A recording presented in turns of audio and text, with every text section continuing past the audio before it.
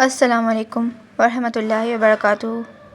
دوستو، آپ نے شاید اکثر سنا ہوگا کہ شیطان ہمارا سب سے بڑا دشمن ہے، لیکن اصل سوال یہ ہے کہ شیطان انسان پر اثر کیسے کرتا ہے، اس کے ہتھیار کیا ہیں، اور ایک مومن بندہ اس سے اپنی حفاظت کیسے کرے۔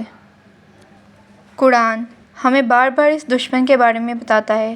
اللہ قرآن مجید میں فرماتا ہے، ان الشیطان لکم عدو فاتخذوہ عدوا انما یدعو حزبہ لیکونوا اصحاب السعیر، جس کا ترجمہ کچھ یوں ہے، بے شک شیطان تمہارا دشمن ہے تو تم بھی اسے دشمن سمجھو۔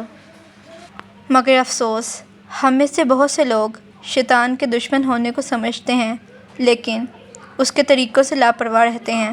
آج کی ویڈیو میں ہم قرآن و حدیث کی روشنی میں ڈیٹیل سے سمجھیں گے کہ شیطان انسان پر کس کس طرح سے اثر کرتا ہے اور ہم اس کے شر سے کیسے بچیں۔ شیطان کا وعدہ۔ سب سے پہلے ہمیں سمجھنا ہوگا کہ شیطان کا اصل مشن کیا ہے۔ جب اللہ نے ابلیس کو آدم کے سامنے سجدہ کرنے کا حکم دیا اور اس نے انکار کیا تو اس نے اللہ سے یہ وعدہ کیا کہ میں انسان کو ہمیشہ گمراہ کروں گا۔ قرآن میں آتا ہے، قال فبعزتک لاغوینہم اجمعین الا عبادک منہم المخلصین۔ ترجمہ، اس نے کہا، تیری عزت کی قسم، ضرور میں ان سب کو گمراہ کر دوں گا سوائے ان کے جو تیرے خالص بندے ہیں۔ یعنی شیطان کا اصل مشن ہی یہ ہے کہ انسان کو اللہ سے دور کرے اور اسے جہنم کی طرف لے جائے۔ دل اور دماغ پر حملہ یعنی وسوسہ۔ شیطان کا سب سے بڑا ہتھیار ہے وسوسہ۔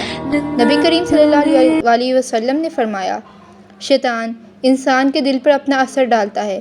جب بندہ اللہ کا ذکر کرتا ہے تو شیطان پیچھے ہٹ جاتا ہے، اور جب بندہ اللہ کو بھولتا ہے تو شیطان دل پر وسوسہ ڈالتا ہے۔ سوچئے، جب ہم نماز میں کھڑے ہوتے ہیں اور اچانک دماغ میں عجیب و غریب سوچیں آتی ہیں، یہ شیطان کے وسوسہ ہوتے ہیں۔ شیطان انسان کے دل میں شک، گمراہی اور گناہ کی طرح رغبت ڈالتا ہے۔ اب سوال یہ پیدا ہوتا ہے کہ شیطان انسان پر کس طرح اثر کرتا ہے۔ شیطان انسان پر مختلف طریقوں سے اثر کرتا ہے۔ قرآن و حدیث میں ان کی تفصیل ملتی ہے۔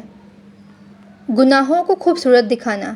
اللہ تعالیٰ سورۃ الانفال میں فرماتا ہے، وَإِذ زَيَّنَ لَهُمُ الشَّيْطَانُ أَعْمَالَهُمْ، جبکہ ان کے اعمال کو شیطان انہیں زینت دار دکھا رہا تھا۔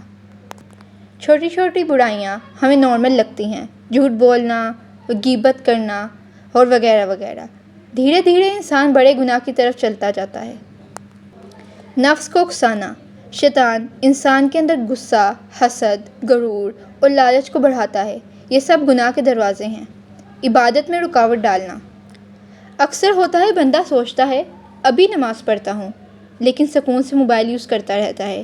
یہی شیطان کا کام ہے۔ نبی کریم صلی اللہ علیہ وسلم نے فرمایا، شیطان آدمی کے پاس آتا ہے جب وہ نماز کے لیے تیار ہوتا ہے اور کہتا ہے ابھی وقت ہے، تھوڑا رک جاؤ۔ شک اور گمراہ سوچ ڈالنا۔ شیطان بندے کے دماغ میں یہ سوال ڈالتا ہے، کیا اللہ واقعی سنتا ہے؟ کیا دعا کا فائدہ ہے؟ کیا دین اتنا امپورٹنٹ ہے؟ یہ سب ایمان کو کمزور کرنے کے طریقے ہیں۔ شیطان ہر عمر پر اثر ڈالتا ہے۔ بچوں پر رونا، خوف یا نیند کے مسائل۔ اس لیے نبی کریم صلی اللہ علیہ وسلم نے کہا کہ نئے پیدا بچے کو اذان سنائی جائے۔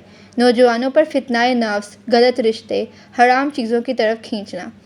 بزرگوں پر مایوسی ڈالنا کہ آپ بہت بوڑھے ہو چکے ہیں، اب تو اللہ آپ کو معاف نہیں کرے گا۔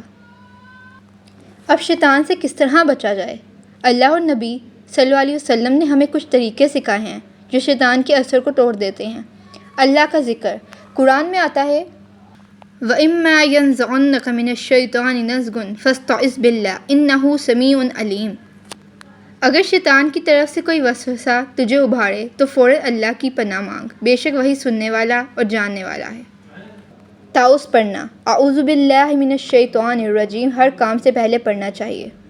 سورۃ الفلق اور سورۃ الناس۔ نبی کریم صلی اللہ علیہ وآلہ وسلم نے فرمایا کہ ان دونوں سورہ سے شیطان کے شر سے حفاظت ہوتی ہے۔ نماز اور وضو کی پابندی۔ شیطان سب سے زیادہ نماز سے دوری کرواتا ہے اور وضو شیطان کو جلاتا ہے۔ پاکی اور ناپاکی کا خیال رکھنا۔ شیطان سب سے زیادہ ناپاک لوگوں پر حاوی ہوتا ہے۔ قرآن کی تلاوت۔ شیطان قرآن کی تلاوت برداشت نہیں کر سکتا۔